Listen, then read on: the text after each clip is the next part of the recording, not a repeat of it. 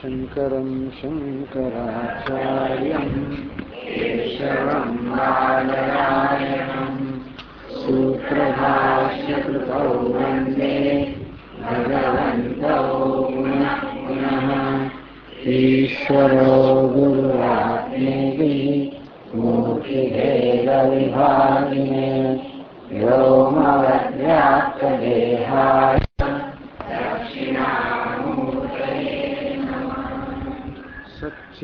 सच्चिदानन्दरूपाय कृष्णाय कृष्णकारिणे नमो वेदान्तवेद्याय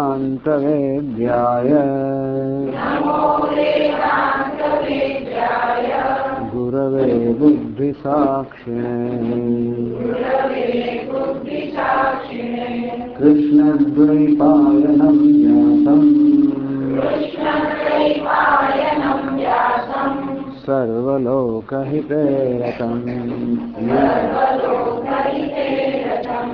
वेदाब्जभास्करं वन्दे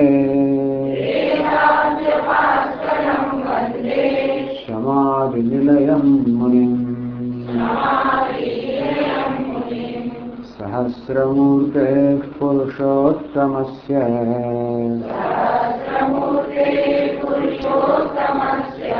सहस्रनेत्राननुपादबाहोः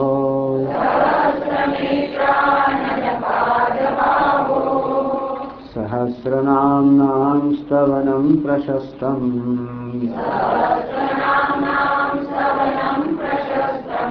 निरुच्यते जन्मजरादिशान्त्ये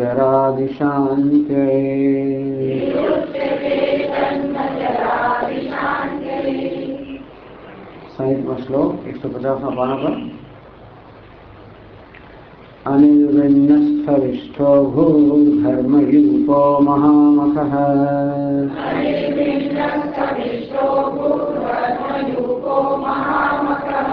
नक्षत्रमेर्नक्षत्री क्षमः क्षामः समीहनः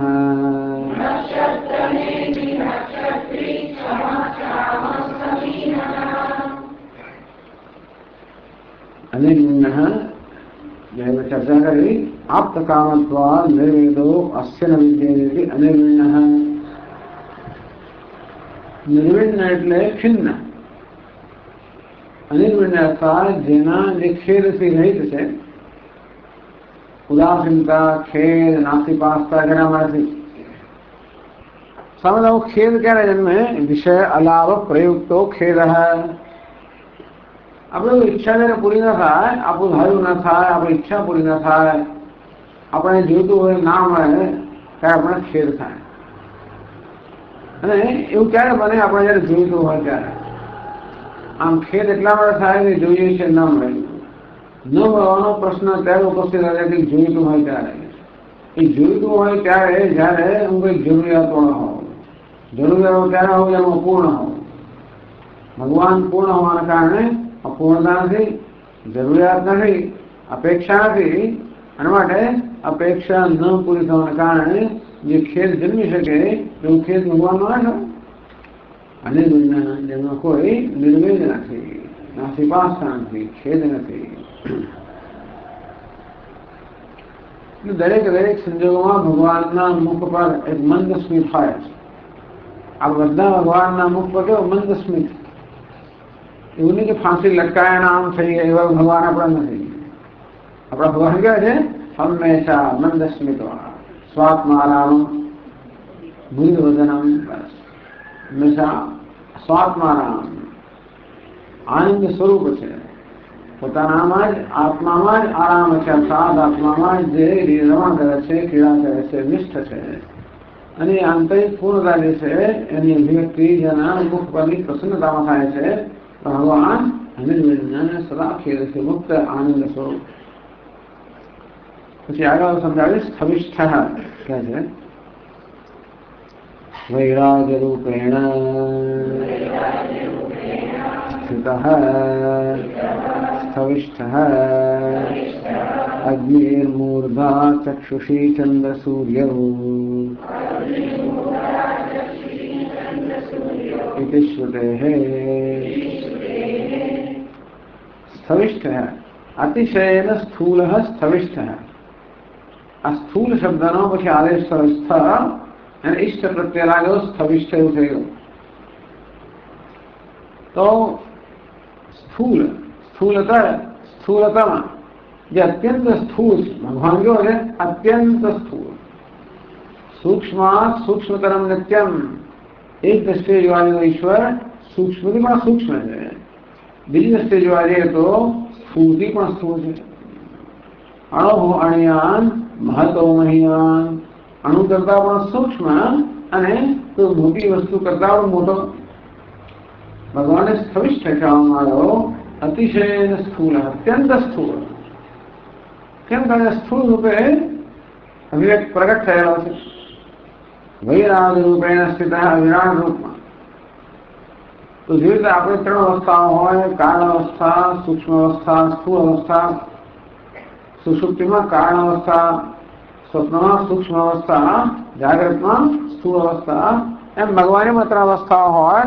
પ્રલયમાં કારણ અવસ્થા, પછી હિરણ્ય ગર્ભ રૂપે સૂક્ષ્મ અવસ્થા, વિરાટ રૂપે સ્થૂળ અવસ્થા. તો વિરાટ રૂપમાં જે સ્થૂળ જગત છે, નામ રૂપાત્મક જગત, એ રૂપે જે વ્યક્ત થવાના કારણે ભગવાન સ્થૂળથી પણ સ્થૂળ છે, માટે સ્થવિષ્ઠ છે. એટલે આ સમગ્ર જગત ભગવાનનું શરીર છે એમ કહેવાય. અગ્નિર્મૂર્ધા ચક્ષુષી ચંદ્ર સૂર્ય. એવું આપણે ક્યાંથી નક્કી કર્યું કે ભગવાન જ જગતના રૂપમાં વ્યક્ત થયેલો છે? તો એના સમર્થનમાં મુંડકોપનિષદનું આ વાક્ય કહે છે અગ્નિર્મૂર્ધા ચક્ષુષી ચંદ્ર સૂર્ય. ત્યાં વિરાટ પુરુષનું સુંદર વર્ણન કરવામાં આવ્યું. અને બ્રહ્માંડના ભિન્ન ભિન્ન જે વિભાગ છે એને ભગવાનના અંગ તરીકે કલ્પવામાં આવે. તો જેવી રીતે આપણે એક પુરુષ કે વ્યક્તિ હોય, મનુષ્ય અને મસ્તક હોય, હાથ પગ બધું હોય, તેવી રીતે જાણે કે ભગવાનને ભિન્ન ભિન્ન અંગોનો એ કલ્પના છે. અગ્નિર્મૂર્ધા, અગ્નિ અર્થાત જે સ્વર્ગ છે, મૂર્ધા એ ભગવાનનું મસ્તક છે. મસ્તકમાં બધી આપણી જ્ઞાનેન્દ્રિય હોય. મસ્તકમાં આપણી આંખો, આપણા કાન, આપણું નાક, રસના, આ બધી જ્ઞાનેન્દ્રિયો, એટલે જેના જ્ઞાન પ્રાપ્ત થાય છે એ ઇન્દ્રિય કે દેવતા કે મસ્તકમાં. તો સ્વર્ગમાં બધા દેવતાઓ નિવાસ છે, માટે સ્વર્ગને ભગવાનનું મસ્તક કહેવામાં આવ્યું.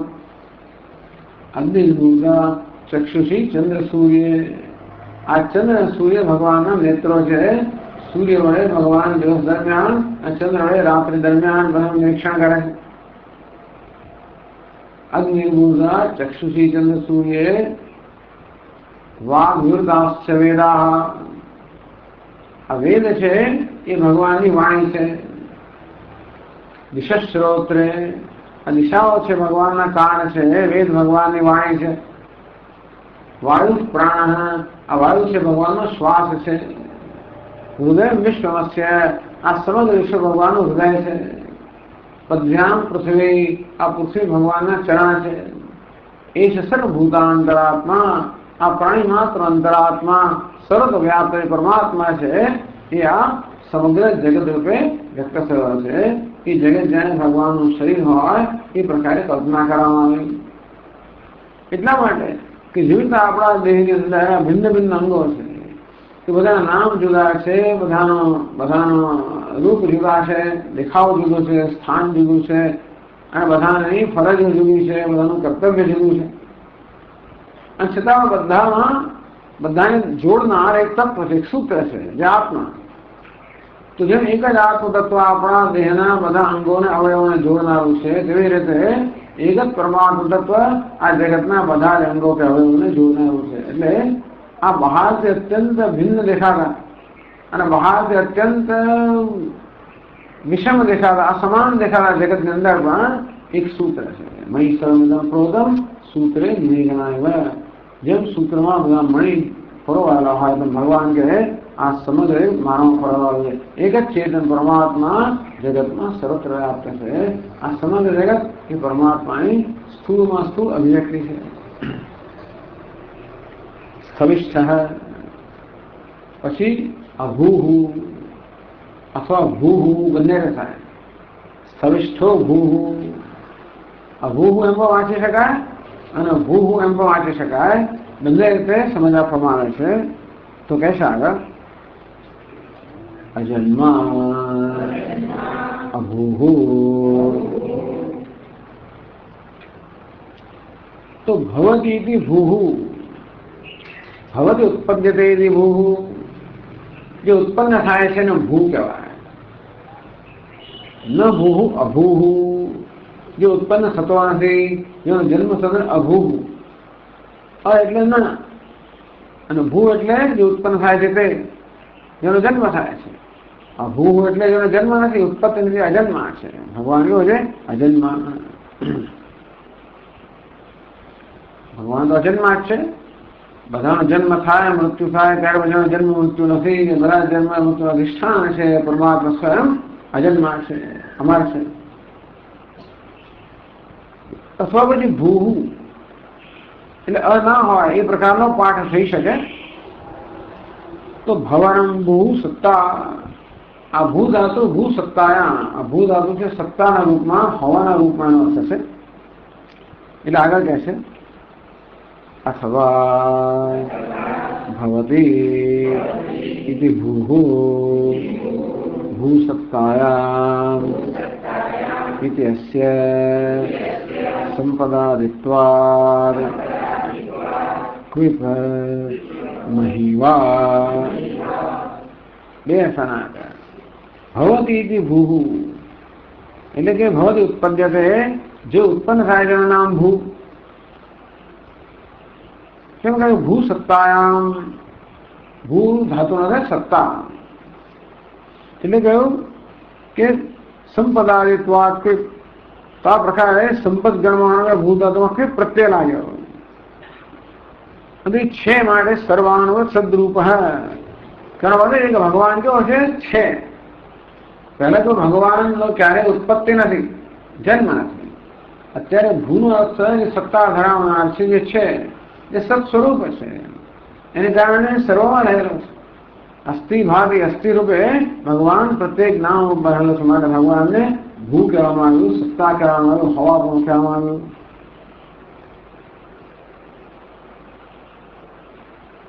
ભૂતસ્યામ સર્વમિદ ભૂઃ, જ્યાં બધી વસ્તુ રહેલી છે એને ભૂ કહેવામાં આવે।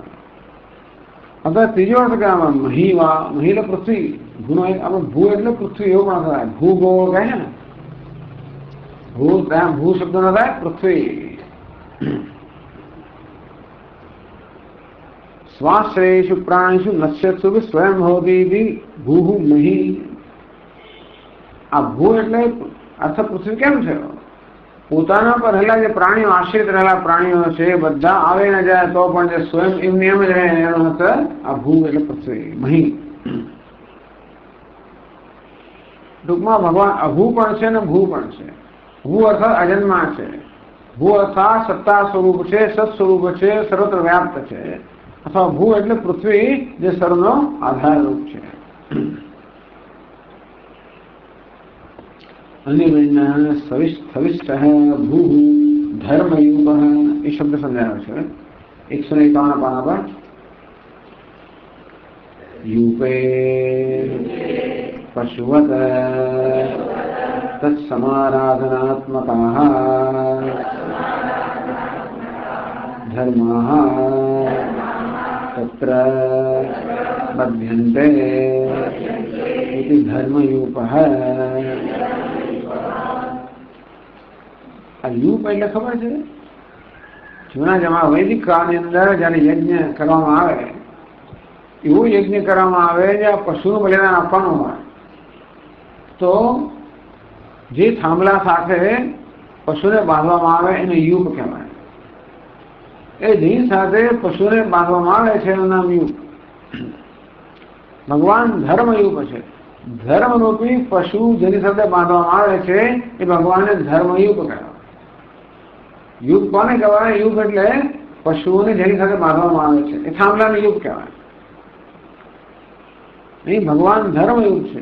ધર્મરૂપી પશુ ભગવાન સાથે બાંધવામાં આવે, ભગવાન યુપ છે, જેની સાથે ધર્મરૂપી પશુ બંધાયેલો છે।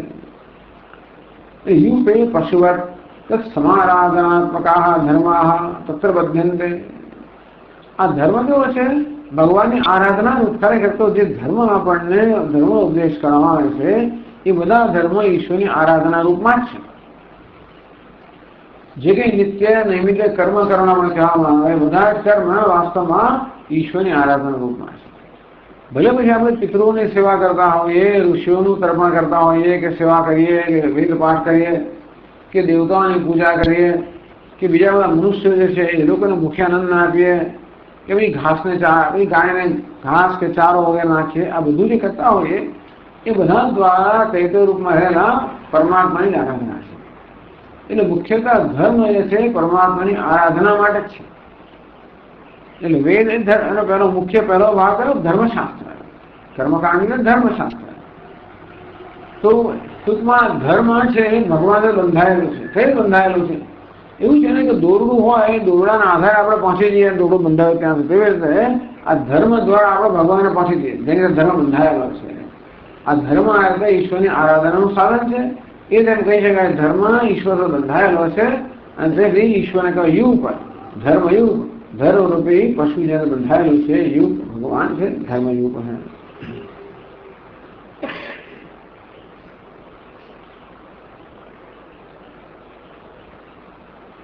પછી મહામખ એ સમજાવે છે. મખનો અર્થ પણ યજ્ઞ થાય. મખા એટલે પણ યજ્ઞ. તો કહે છે યસ્મિન અર્પિતાઃ મખાઃ યજ્ઞાઃ નિર્વાણલક્ષણં ફલં પ્રયચ્છन्तઃ મહાન્તો જાયન્તે સહ મહામખઃ.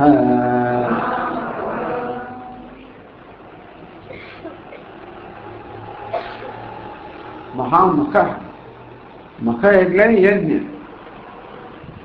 તો ભગવાન મહામખ કહેવાય. મહાંતો મખાઃ અસ્ય મહામખ. જેના મખ કે યજ્ઞ મહાન છે. તો આ યજ્ઞ મહાન કેવો બન્યા? ભગવત અર્પિતાનામ મખાનામ નિર્વાણ ફલકત્વેન.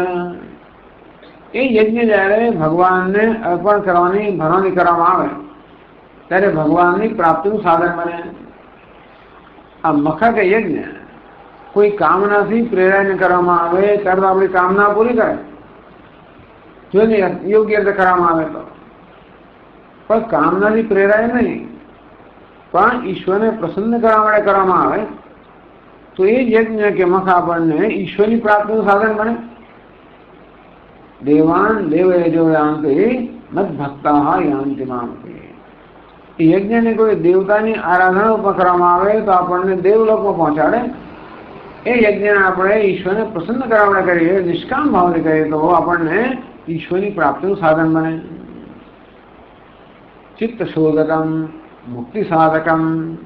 આ કર્મ જે છે એ ઈશ્વરાર્પિતમ નિચ્છયાકૃતમ ચિત્ત શોધકમ મુક્તિ સાધકમ. ઈશ્વરને અર્પણ કરવાની ભાવનાથી અને સ્વાર્થ ઈચ્છાથી રહિત કર્મ જ્યારે કરવામાં આવે ત્યારે એ ચિત્તની શુદ્ધિ કરનાર નીવડે, છેવટે મોક્ષનું પરોક્ષ સાધન બની જાય. એટલે આ યજ્ઞો જ્યારે નિષ્કામ ભાવે કરવામાં આવે, ઈશ્વરને અર્પણ ભાવે કરવામાં આવે ત્યારે ચિત્ત શુદ્ધિ દ્વારા ઈશ્વરને પ્રાપ્ત કરાવે. એ રીતે નિર્વાણ કે મોક્ષ ફળ પ્રદાન કરવાનું સાધન બને. એટલે યજ્ઞની મહાનતા છે. વસ્તુની મહાનતા છે ને કારણે એથી આપણને શું મળે છે એ રીતે મહાનતા નક્કી થાય ને. તો યજ્ઞ મહાન કેમ છે? કારણ કે આપણે નિર્વાણ કે મોક્ષ ફળ પ્રદાન કરવાનું સામર્થ્ય ધરાવે છે. એ જ એની મહાનતા છે. એ મહાનતા યજ્ઞ ક્યારે પ્રાપ્ત કરે? જ્યારે યજ્ઞ ઈશ્વરને અર્પણ કરવાની ભાવના થયો ત્યારે.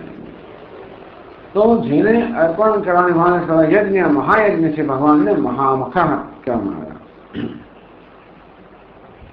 પછી નક્ષત્ર નેમિ એ નામ સમજાવે છે. એના માટે એક શ્લોક છે, એ પહેલા કહે છે નક્ષત્ર તારકૈ સાર્ધમ ચંદ્ર સૂર્યાદયો ગ્રહા વાયુપાશમયૈર્બંધૈઃ निबद्धा ध्रुव संयुते सज्ज्योतिषां चक्रम भ्रामयन् तारामयस्य शिशुमारस्य पुच्छदेशे व्यवस्थितो ध्रुवः तस्य शिशुमारस्य हृदये ज्योतिश्चक्रस्य नेमिवत् प्रवर्तकः स्थितः विष्णुः इति नक्षत्रनेमिः शिशुमारवर्णने विष्णुहृदयम् इति स्वाध्याय ब्राह्मणे श्रूयते।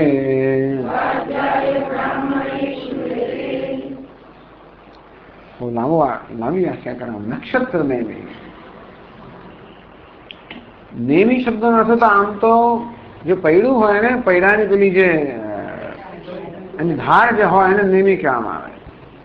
પણ નેમી શબ્દ છે એના ખરેખર તો એની ધરી માટે અત્યારે વાપરવામાં આવે છે. આ જગ્યાએ નેમી શબ્દ ધરી માટે વાપરવામાં આવે છે. તો પૈડાની જે ધરી હોય એ પૈડાને ફેરવવા માટે, પ્રવર્તન કરવા માટે જવાબદાર હોય. ધરી પોતે, ધરી જે છે એ સમગ્ર પૈડાને ફેરવે. નક્ષત્ર જે છે એને ફેરવનાર ભગવાન છે, મને નક્ષત્ર નેમી કહેવામાં આવ્યો.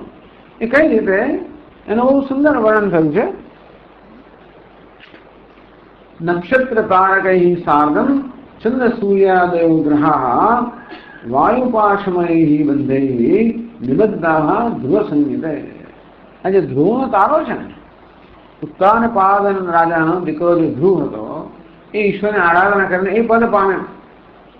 એ ધ્રુવ તો કહે છે કે ચંદ્ર સૂર્યાદયો ગ્રહાः, આ ચંદ્ર, સૂર્ય અને બીજા બધા ગ્રહો નક્ષત્ર તારકૈ સાર્ધમ, બધા નક્ષત્રો અને તારાઓ સહિત, બધા જ નક્ષત્રો અને તારાઓ સહિત આ સૂર્ય, ચંદ્ર બધા જ ગ્રહો વાયુપાશમય બંધૈ. તો વાયુપાશ, આ વાયુ જાણે કે દોરડું હોય, એ વાયુરૂપી દોરડાના બંધનથી નિબદ્ધાः ધ્રુવ સંયુતે. આ ધ્રુવનો તારો છે ને એની સાથે બધા બંધાયેલા છે. જો ધ્રુવનો તારો અચળ કહેવાય છે, ક્યારે બધું જગત ફર્યા કરતા હોય. નક્ષત્રો બધા ફર્યા જ કરતા હોય છે. કોઈ નક્ષત્ર ક્યારેય એક સ્થળે ના હોય. સૂર્ય ફર્યા કરે, ચંદ્ર ફર્યા કરે, નક્ષત્રો ફર્યા કરે, તારાઓ ફર્યા, બધા ફર્યા કરે છે. કોની આસપાસ ફરે છે? બધા. ધ્રુવ જે છે અચળ છે. આ તો જાણે કે એક આખું મોટું, એક મોટું ચક્ર ના હોય કેવું છે, આ નક્ષત્ર તારાઓનું એક મૂળ જાણે કે ચક્ર હોય, વ્હીલ હોય, પૈડું હોય, અને એ બધું જાણે ગોળ ગોળ ફરતું હોય. આ બધા નક્ષત્ર, તારાઓ, ગ્રહો, સૂર્ય, ચંદ્ર બધા બંધાયેલા છે પણ ધ્રુવ સાથે. કઈ રીતે બંધાયેલા છે? વાયુરૂપી દોરડાથી. વાયુરૂપી પાંચ છે કે દોરડાથી આ બધા ધ્રુવ સાથે બંધાયેલા છે. સજ્જ્યોતિષામ ચક્રમ ભ્રામયન. જ્યોતિષ એટલે કે આ બધા તારાઓ કે જ્યોતિર્મય પદાર્થો જે છે એ સહિત આ સવા આખું ચક્ર થયું. આ બધા નક્ષત્રોનું, તારાઓનું, સૂર્ય, ચંદ્ર, ગ્રહોનું મળે આખું એક મોટું ચક્ર થયું. એટલે આ બધા જ્યોતિર્મય પદાર્થો જે ચક્ર છે, ભ્રામયન, એને ભમાવે છે. કોણ ફેરવે છે? ધ્રુવ. તારામયસ્ય શિશુમારસ્ય પુચ્છદેશે વ્યવસ્થિતો ધ્રુવ. આ શિશુમાર નામનો એક તારાઓનો સમૂહ છે. શિશુમાર શું ખબર છે? એક જળ જંતુ. આપણે સર્ટ ગોધાદ આકાર તો કાચિંડો વગેરે હોય એવા આકારનો છે. એટલે આકાશની અંદર એ કાચિંડા આકારનો આખો તારાઓનો એક આખો સમૂહ છે. એને શિશુમાર કહેવામાં આવે છે. અને ભગવાન વિષ્ણુ એ શિશુમારના હૃદયમાં રહેલા છે. વિષ્ણુ હૃદય એવું કહેવાય છે કે ભગવાન વિષ્ણુ જે છે ને એ આ એ શિશુમાર આખું તારાઓનો એક આખો સમૂહ છે. એને શિશુમાર કેમ કહ્યો?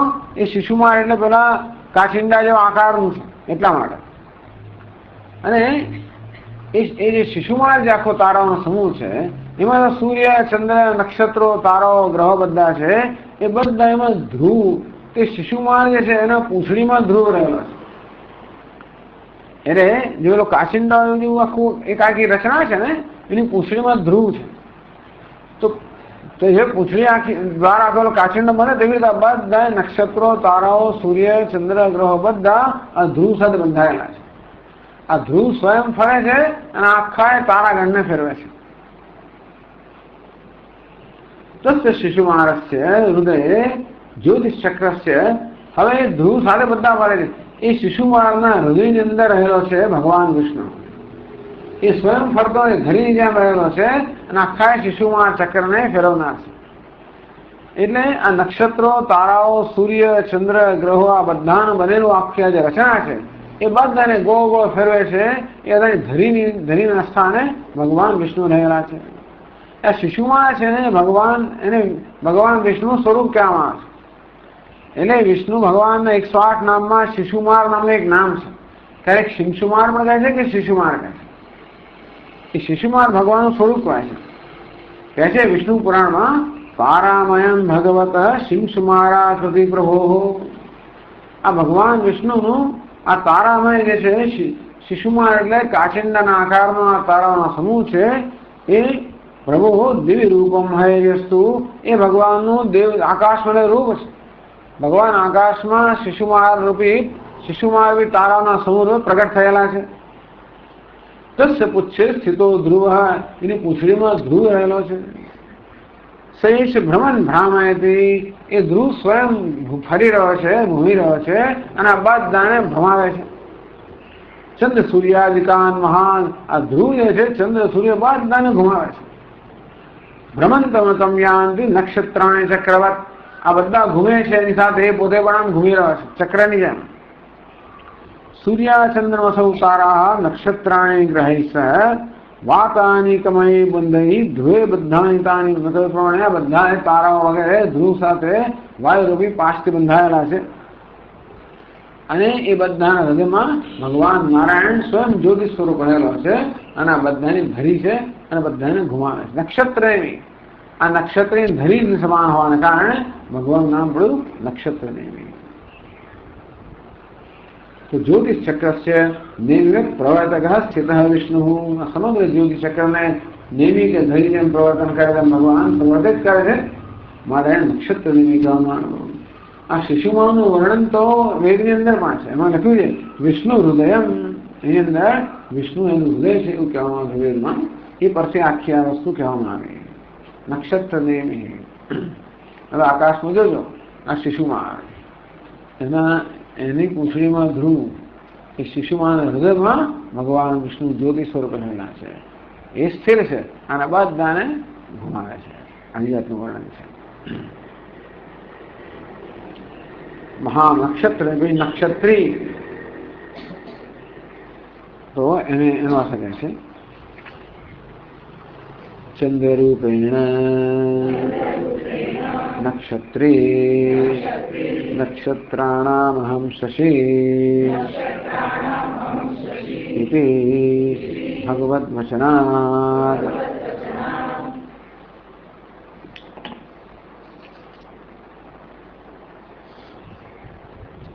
નક્ષત્રાણી સંત્યસ્ય ઇતિ નક્ષત્રી. નક્ષત્રને ઈન પ્રત્યય લાગ્યો નક્ષત્રી. નક્ષત્ર જેના છે નક્ષત્ર જે ધરાવનારા છે નક્ષત્રી કહેવામાં આવ્યો. કોણ છે ચંદ્ર? આ ચંદ્રને નક્ષત્રી કહેવામાં આવ્યો. નક્ષત્રાણામહં શશી. ભગવાન બધા નક્ષત્રોમાં હું શશી એટલે કે ચંદ્ર છું. એ ચંદ્ર રૂપે ભગવાન આ નક્ષત્રી છે. ચંદ્રના રૂપમાં નક્ષત્રી છે. બધા નક્ષત્ર ધરાવનાર છે ભગવાન. બધા નક્ષત્રોમાં હું ચંદ્ર છું. ચંદ્ર મારી વિભૂતિ છે. તો ચંદ્ર રૂપે ભગવાન જે છે એ બધા નક્ષત્ર ધરાવવાના કારણે ભગવાનને નક્ષત્રી. ચંદ્ર રૂપમાં રહેલા ભગવાનને નક્ષત્રી કહેવામાં આવે. ચંદ્ર રૂપમાં ભગવાન જ છે. અને અમે તો ભગવાને કહ્યું પણ ખરું 10મા અધ્યાયમાં ગીતામાં નક્ષત્રાણામ અહમ શશી. બધા નક્ષત્રમાં હું નક્ષત્રોમાં હું ચંદ્ર છું. ચંદ્ર કોઈ નક્ષત્ર નથી ખરેખર. તો ચંદ્ર બધા નક્ષત્ર પસાર થનાર છે છતાં પણ બધા નક્ષત્રોમાં તારાઓને સૌ તેજસ્વી છે માટે ભગવાન એને પોતાની વિભૂતિ ગણાવે. સરસ સરસ બધી આપણે ત્યાં કથાઓ આવે ને પુરાણોની અંદર. ચંદ્રની કેવી 27 પત્નીઓ છે, ખરું કે નહીં? બસ 27 નક્ષત્રોની પત્ની થઈ ગઈ. દરરોજ એક એક સાથે એક પાસે જાય ને પાછો આવે છે. પછી રોહિણી ત્યાં વધારે વાર જાય એટલે પછી તકલીફ થઈ ગઈ. રોહિણી નક્ષત્ર છે એમાં ચંદ્ર વધારે વાર જાય એટલે બીજા બધાની ઈચ્છા થાય, બીજી પત્નીઓની ઈચ્છા થઈ એટલે પોતાના પેલા દક્ષ પ્રજાપતિને આ બધી પુત્રીઓ પિતાને ફરિયાદ કરે એટલે તેને ખખડાવે.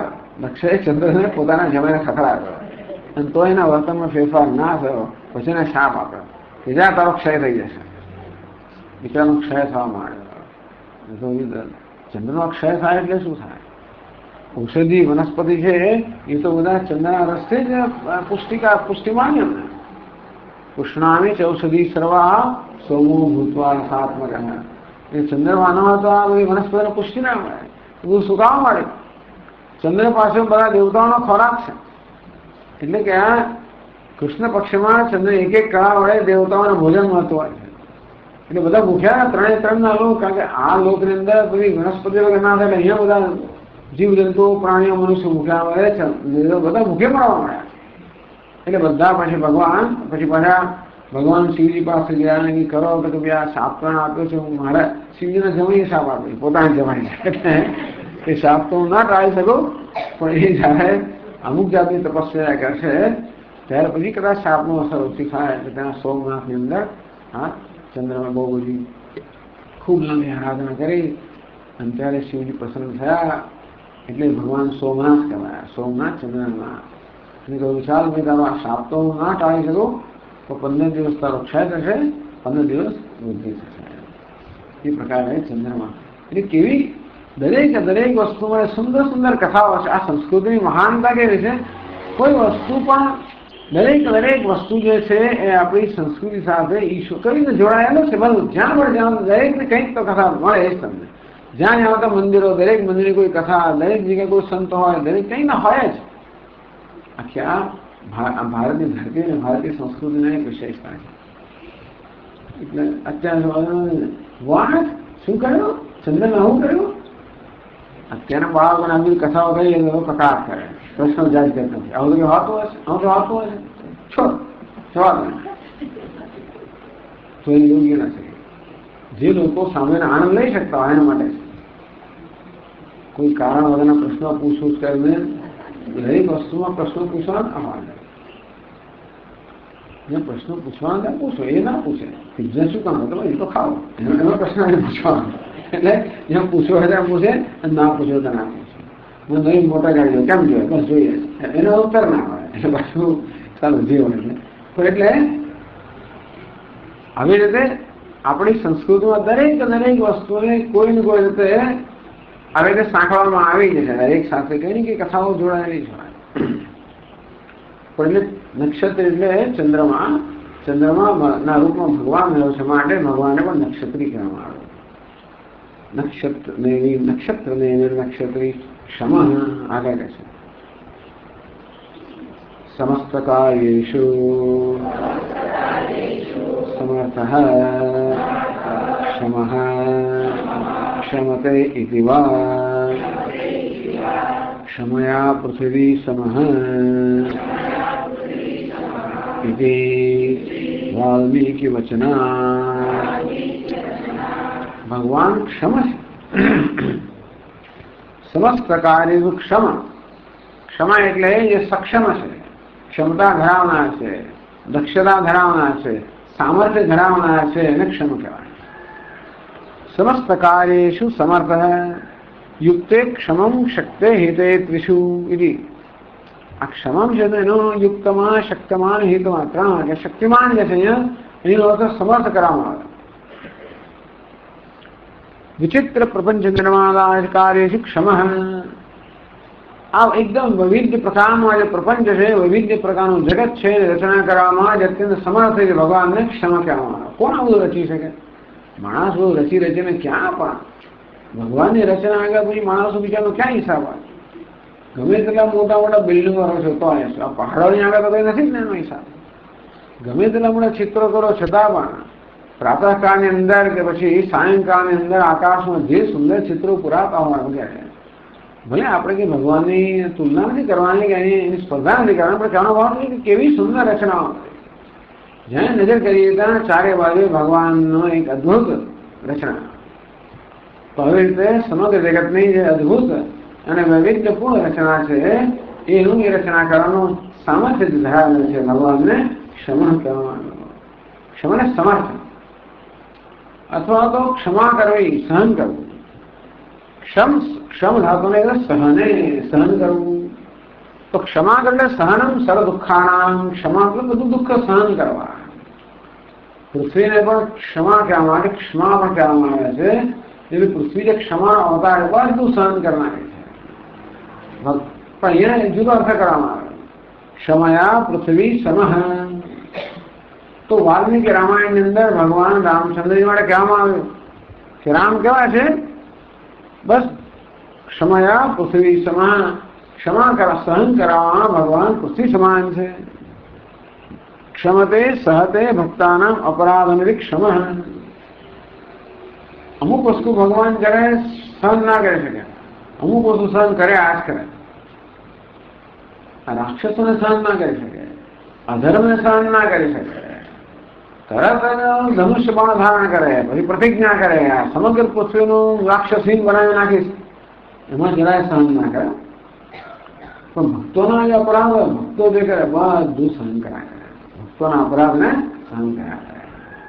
એમાં રામચંદ્રજી સહનશીલતાના અવતાર. વાલ્મીકી ઋષિ કહે છે કે ભગવાન રામચંદ્રજી સહનશીલતાનું પૃથ્વી સમાન છે, પોતાના ભક્તોના બધા અપરાધને સહન કરનારા છે, માટે ભગવાનને ક્ષમા કહેવામાં આવે. એના ક્ષમા શબ્દના બે અર્થ કરવામાં આવ્યા. ક્ષમા એટલે સમર્થ. આ વૈવિધ્યપૂર્ણ અત્યંત અદભુત જગતની રચના કરવામાં જે સમર્થ એને ક્ષમા કહેવાય, અથવા તો પોતાના ભક્તોના બધા અપરાધ જે સહન કરેલા છે એને ક્ષમા કહેવાય. એટલે ઘણા લોકો કંઈ થતું જ નથી. તમે જુઓ, ઘણા લોકો છટકી જાય ઘણું કરી કરીને, જ્યાં આપણે લાગો તો છટકી જઈએ. આ ભક્તોને ભગવાન બધે ખાસ લાગો હોય છે, એટલે ગમે તે કરે તો છટકી જાય. તો ભગવાન એમના અપરાધ સહન કરે, દુષ્ટોના અપરાધ સહન ના કરે. ભક્તોનો અપરાધ પરિત્રાણાય સાધુના વિનાશાય દુષ્કૃતામ. દુષ્ટ લોકોનો વિનાશ કરવા માટે, તો સાધુઓ જે છે એમનું રક્ષણ કરવા માટે, એમનું બધું સહન કરવા માટે. ક્ષમ. પછી ક્ષામ એ નામ છે. એક ક્ષામ શબ્દ છે એ સમજાવે છે. સર્વ વિકારેષુ ક્ષપિતેષુ સ્વાત્મના અવસ્થિતઃ ઇતિ ક્ષામઃ ક્ષાયોમઃ ઇતિ નિષ્ઠાચકારસ્ય નકારાદેશઃ. આ ક્ષામ શબ્દ શેમાંથી બન્યો? ચાલો ભાઈ, ક્ષમ શબ્દ તો છે ક્ષમ ધાતુમાંથી બન્યો, પણ ક્ષામ શબ્દ એ સમજાવે છે ક્ષય ધાતુમાંથી બન્યો. ક્ષાયો મહ આ એક ક્ષય ધાતુ છે. ક્ષય એટલે ક્ષય થવા. ક્ષય શબ્દ છે ને, ક્ષય શબ્દ છે, ક્ષય તો ખબર છે ને, ક્ષીણ થઈ જવું. એક ક્ષય શબ્દ બન્યો ક્ષય ધાતુ નથી. તો જે ધાતુ એક ક્ષયમાંથી ક્ષય શબ્દ બન્યો, એ જ ક્ષયમાંથી ક્ષામ શબ્દ પણ બન્યો. એ કઈ રીતે? ક્ષાયો મહ. એક તો ક્ષયનો ક્ષા થયો, અહીંનો આ થયો, એને એક ત પ્રત્યય લાગે, ક્ષાપ્ત થવું જોઈએ. પણ પેલા સૂત્ર પ્રમાણે ક્ષાયો મહ એ સૂત્રને કારણે એક તનો મ થઈ ગયો, એને ક્ષામા શબ્દ બન્યો. ક્ષય ક્ષીણ થઈ જવું. તો ભગવાન ક્ષીણ થઈ જાય છે, માટે એને ક્ષામ કહેવામાં આવે. ભગવાન કેમ ક્ષીણ થઈ જાય? સર્વ વિકારેષુ ક્ષપિતેષુ. આ પ્રલય વખતે પ્રલય સર્વ જગત સ્વાત્મ ઉપસંહૃત્ય. આ પ્રલય વખતે ભગવાન સમગ્ર જગતને પોતાનામાં સંકેલી લે છે. જગત ક્યાં જતો રહે? પ્રલયમાં ભગવાનમાં જતો રહે. એ તો વાયુમાની ભૂતાન જાણતે જન્મ થયો એમાં કોઈ પાછા લીન થઈ જાય. એટલે આ પ્રલય વખતે ભગવાન સમગ્ર જગત પોતાનામાં સંકેલી લે, એટલે જરા સુકાઈ ગયો ને ભગવાન. જગતના રૂપમાં વિસ્તાર પામ્યો હોય, સ્થવિષ્ઠ બન્યો હોય, સ્થૂળ બન્યો હોય, અને જયારે પ્રલય આવે ત્યારે આ જગતને બધાને પોતાના સમાવી લે, સંકેલી લે. એટલે કેવો ભાઈ આ વિચારો ક્ષીણ થઈ જાય. એટલે એટલે કે છે કે સર્વ વિકારેષુ ક્ષપિતેષુ, આ બધા જ વિકારો જે છે એ જયારે ક્ષીણ થઈ જાય ત્યારે સ્વાત્મના અવસ્થિત, પોતાના જ રૂપમાં જે અવસ્થિત રહેલો છે એ ભગવાનને ક્ષામ કહેવામાં આવે. કૃષ ટૂંકમાં ભગવાન છે ને સુકાઈ ગયો, ક્ષીણ થઈ ગયો, પ્રલય રહે, પોતાના સ્વરૂપમાં રહ્યો માટે એને ક્ષામ કહેવામાં આવે. અહીં કલ્પના છે, ભગવાન તો પોતાના સ્વરૂપમાં જ હોય છે, તો પોતાના સ્વરૂપનો વિસ્તાર કરે, પછી એકદમ ડાયટિંગ કરે એટલે પછી સુકાઈ જાય. અમેરિકામાં લોકો એમ કે જો ક્રિસમસ આવી, રજાઓ આવી બધી ક્રિસમસની, થેન્ક્સગિવિંગ, ખાઈ પીને જાડા પાડા ખાઓ, શિયાળો હોય ને. અને એવું છે ને શિયાળામાં બહુ કપડાં પહેલા ખબર ના પડે અમને કેવું છે. પછી આવે વસંત ઋતુ, ત્યાં લોકો બની ઠંડીને બહાર નીકળે, કારણ કે હવે તો બરોબર પાતળા બની ગયા. પાછું જે બધું ભૂલું ગળ્યું હોય એ વસંત ઋતુમાં બધું પાછું કસરત બસરત કરીને બધું વજન ઉતારી નાખો એવું કરે. ત્યાં ભગવાન જાળો પણ હોય, સૂર્ય સૃષ્ટિ થાય ત્યારે પ્રલય થાય હવે ડાયરેક્ટ નહીં કરે, હવે બધું એકદમ સુકાઈ જાય જાળો. એટલે સમક્ષામ સમીહના છેલ્લે કહે છે સૃષ્ટ્યાભ્યર્થમ સમ્યક ઈહતે ઇતિ સમીહનઃ. ઈહ ધાતુ છે સંસ્કૃતમાં ચેષ્ટા એવો થાય છે. સમ અને ઈહ તો સાહેબ ચેષ્ટા કરે છે. સૃષ્ટ્યાદ્યર્થમ સમ્યક ઈહતે ચેષ્ટતે, ઈહ ચેષ્ટાયામ એમાંથી ટૂંકમાં આ જગતનું સર્જન વગેરે કરવા માટે, સર્જન કરવા માટે, પાલન કરવા માટે, લય કરવા માટે પણ સારી રીતે ચેષ્ટા કરે છે ભગવાન. ટૂંકમાં આ સર્જન પાલન લય માટે જે પ્રકારનો પ્રયત્ન કરવો જોઈએ એ પ્રકારનો યોગ્ય પ્રયત્ન ભગવાન કરે છે. આંસુ નથી, આશી નથી જતો. ભગવાન પ્રયત્ન તો કરો પણ યોગ્ય પ્રયત્ન કરો, યોગ્ય સમય કરવો, યોગ્ય સમય સુધી કરવો, કોઈ પ્રકારની આસ વગર, અને પછી પ્રયત્ન કરવાની કુશળતા પણ હોવી જોઈએ. એ બધુંમાં આવી ગયો તો જગતનું સર્જન વગેરે કરવા માટે ભગવાન સારી રીતે ચેષ્ટા કરે છે. મારા ભગવાનને સમીહન કહેવામાં આવે. પછી આગળ 61માં શ્લોકમાં રહે છે યજ્ઞ ઇજ્જો મહેજ્યશ્ચ, યજ્ઞ ઇજ્જો મહેજ્યશ્ચ ક્રતુઃ સત્રં શતાંગભિઃ.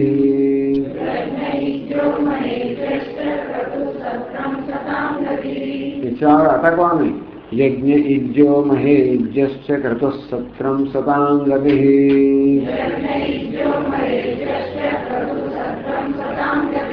બસ અટકી તો પડાય છે. જે આપણે ભાર આપશો યજ્ઞ ઇજ્જો મહેજ્યશ્ચ ક્રતુઃ સત્રં શતાંગભિઃ.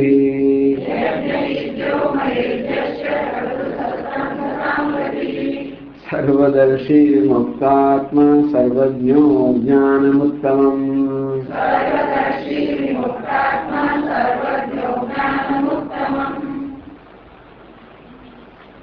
તો આગળ નામ સમજાવે યજ્ઞ. ભગવાનનું નામ છે યજ્ઞ. કહે છે ભાષ્યમાં સર્વયજ્ઞ સ્વરૂપત્વાત્ યજ્ઞ સર્વેષાં દેવાનાં तुष्टिकारकः यज्ञाकारेण प्रवर्तते इति वा यज्ञो वै विष्णुः इति श्रुतेः।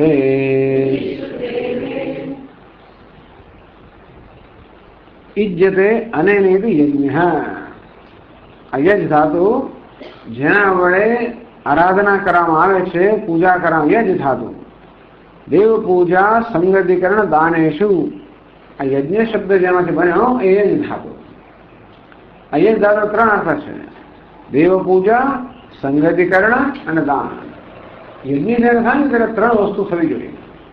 દેવ પૂજા, યજ્ઞમાં દેવતાની પૂજા તો પ્રધાન છે, ઇન્દ્રાય સ્વાહા વગેરે આપણે કરીએ.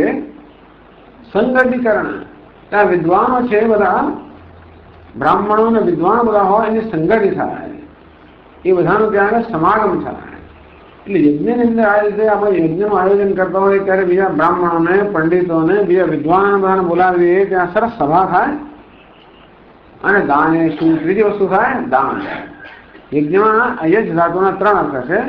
દેવતાની પૂજા કરવી, પછી સંગતિ એટલે કે સત્સંગ, મહાપુરુષોનો સમાગમ થયો, મહાપુરુષો એકત્રિત થવું, અને ત્રીજું છે દાન. તો એ પ્રકારે આ યજ્ઞ જેના વડે ઈશ્વરની આરાધના કરવામાં આવે છે એને યજ્ઞ કહેવામાં આવે છે. તો સર્વ યજ્ઞ સ્વરૂપત્વાદ યજ્ઞ વાસ્તવમાં ભગવાન યજ્ઞ સ્વરૂપ છે. યજ્ઞો વૈ વિષ્ણુ. આમ તો યજ્ઞ ભગવાન અવતાર પર ગણાય છે. આ વરાહ રૂપે ભગવાન અવતાર લીધો હોય. વરાહ પુરુષ એટલે યજ્ઞ પુરુષ. આશ્ચર્ય વાત છે. વરાહ પુરુષ યજ્ઞ પુરુષ એટલે જ વરાહના ભિન્ન ભિન્ન અંગોમાં યજ્ઞના ભિન્ન ભિન્ન અંગોની કલ્પના કરવામાં આવતી હોય. વરાહના 4 પગ હોય કે 4 વેદ, એ પ્રકારે વરાહના ભિન્ન ભિન્ન અંગોમાં આ યજ્ઞના ભિન્ન ભિન્ન અંગોની કલ્પના કરવામાં આવે. એટલે ભગવાન સ્વયં યજ્ઞ પુરુષ. યજ્ઞો હોય વિષ્ણુ. યજ્ઞ એટલે વિષ્ણુ એટલે હરિયજ્ઞોહમ. ભગવાને કહ્યું ને કે હું બધા યજ્ઞનો અધિષ્ઠાન દેવતા છું. એ પણ ખરો. તો સર્વ યજ્ઞ સ્વરૂપત્વાદ ભગવાન સર્વ યજ્ઞ સ્વરૂપમાં છે. તસ્માત સર્વગતમ બ્રહ્મ નિત્યમ યજ્ઞે પ્રતિષ્ઠિતમ. ભગવાન હંમેશા યજ્ઞમાં રહેલો છે. યજ્ઞ એનું સ્વરૂપ છે. સર્વ યજ્ઞ સ્વરૂપત્વાદ બધા યજ્ઞના રૂપમાં ભગવાન જ છે. માટે ભગવાનની યજ્ઞ કહેવામાં આવે. અથવા તો સર્વેશામ દેવાનામ તુષ્ટિકારક યજ્ઞ. ભગવાન કો યજ્ઞ રૂપે બધા દેવતાઓને સંતુષ્ટ કરનારા છે. ભગવાન સ્વયં યજ્ઞ બની ગયા છે. યજ્ઞમાં મુખ્યત્વે દેવતાઓને આહુતિ આપવામાં આવે તો એ દ્વારા બધા દેવતાઓને સંતુષ્ટ કરે છે. યજ્ઞ માટે પણ ભગવાનને યજ્ઞ કહેવામાં આવે.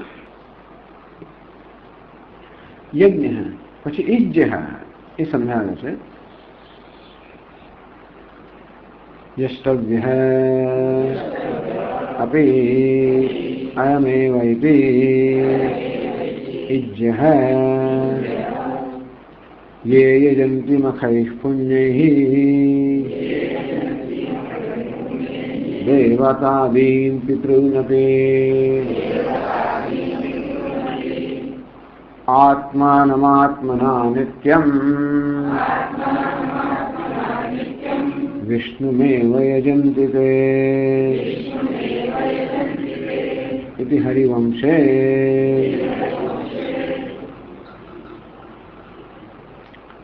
યષ્ટવ્ય આપી. આ યજ્ઞ જે છે એના વડે આપણે આરાધના કરીએ તો કોની આરાધના કરીએ? જેની આરાધના કરીએ ભાઈ એ પણ ભગવાન જ છે. યષ્ટવ્ય પૂજનીય અપી સૈવ અયમેવ. એ યજ્ઞ દ્વારા જેની આરાધના કરવા એ પણ ભગવાન જ છે.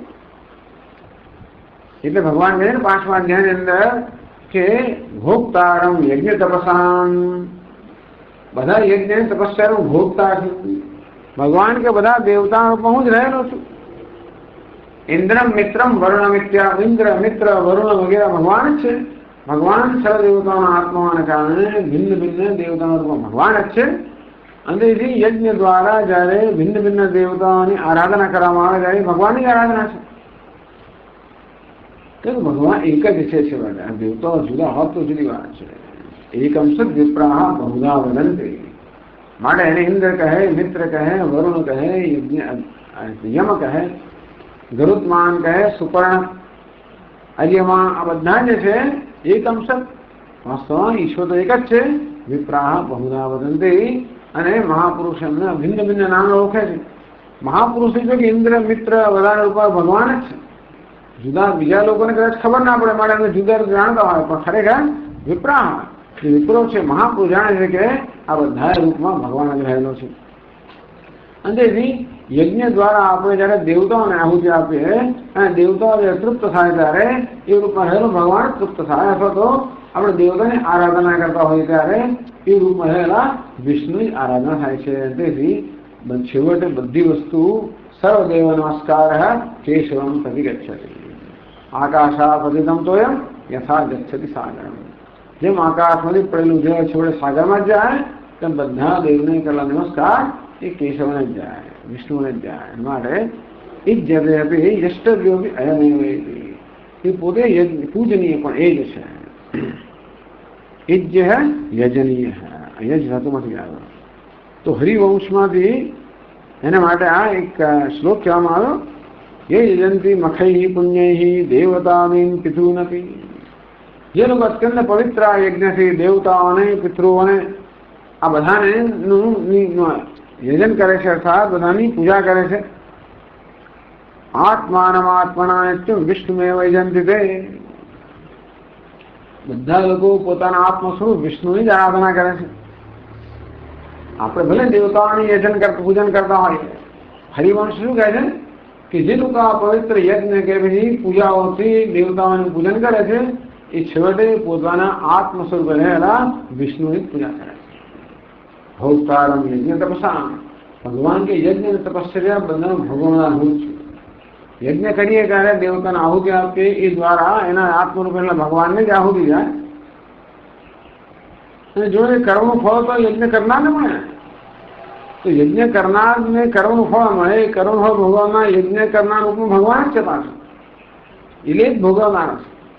વિચાર કરો, યજ્ઞ જયારે થાય ત્યારે આપણે યજ્ઞ કરીએ તો દેવતાઓને આહુતિ આપીએ તો ભગવાનને જ પહોંચે. કોઈ કર્મનું ફળ આપણે ભોગવીએ ત્યારે છેવટે આ તો રહેલો ભગવાન ભોગવી રહ્યા છે.